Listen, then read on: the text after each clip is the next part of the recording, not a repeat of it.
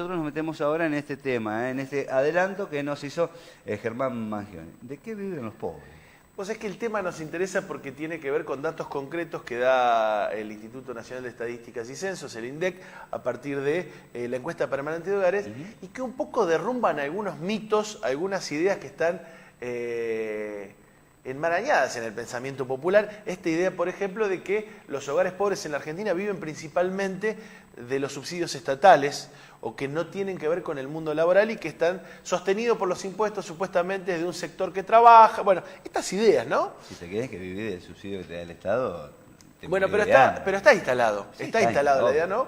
Bueno, lo importante a nosotros siempre nos gustan los datos, los números, venimos con números para poder pensarlo en concreto, para poder ir más allá de las ideas que por ahí circulan. Esto tiene que ver con un análisis del segundo trimestre de 2008 al primer trimestre de 2019, que son los últimos datos que hay, y es muy interesante porque cuando uno analiza, ahí tenemos algunos datos, el 70% de los ingresos totales en los hogares pobres, cuando uno dice un hogar pobre, ¿cuál es? Es el hogar que no llega a cubrir la canasta básica. Exactamente. En los hogares pobres, el 70% de lo que ingresa de dinero al hogar tiene que ver con fuentes laborales.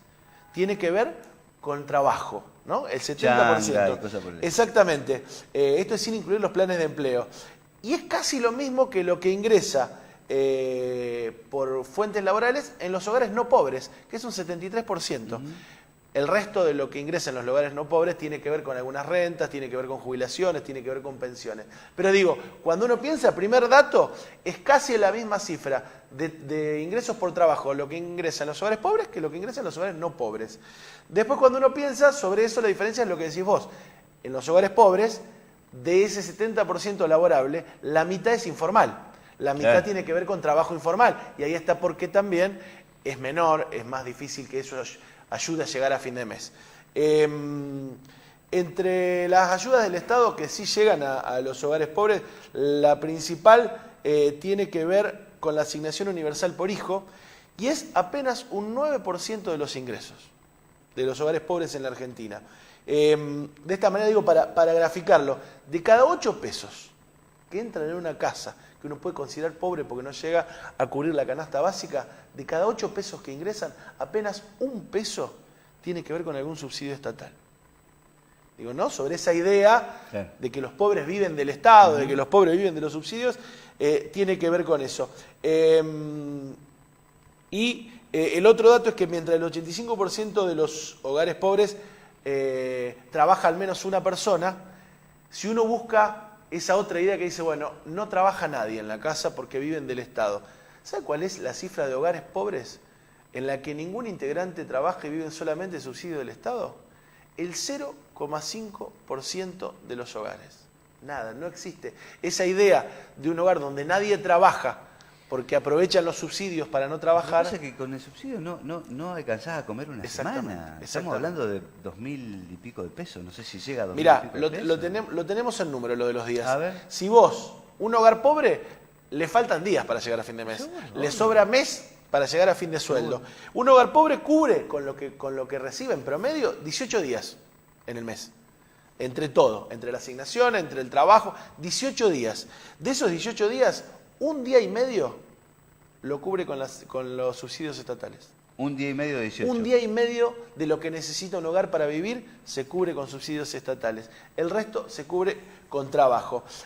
Bueno, la verdad que es muy interesante pensarlo. Después está todo el análisis de cómo se llega a fin de mes, el endeudamiento que hay en las familias y una serie de cuestiones. Pero de fondo, y con esto cerramos, me parece que la conclusión tiene que ver con que si uno analiza la asignación universal, los planes de empleo, las becas, si uno quitara eso de la Argentina, en realidad lograría aumentar casi un 3% la pobreza y casi un 4% la indigencia, y no resolvería un problema profundo del Estado ni de caja, digamos.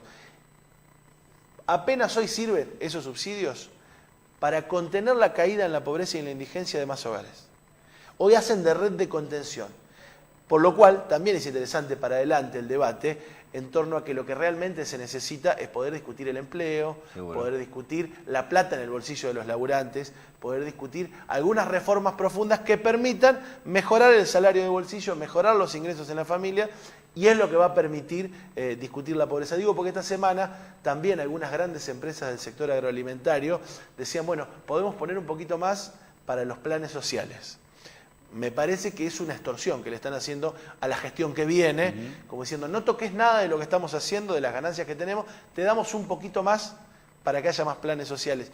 Esa no parece ser la solución en la Argentina, da la sensación que algunas reformas más de fondo son necesarias para empezar a salir de esta rueda eterna de la pobreza en la Argentina, pero bueno, la idea era esa, desmistificar algunas ideas, estas ideas que los pobres en Argentina viven principalmente del Estado y de no trabajar. Bueno, y esto abreva la idea, ¿no?, de que qué sería de Argentina hoy, en el estado en que está, si no existirían los movimientos sociales. Totalmente. Que son vapuleados, vilipendiados y demás. Totalmente.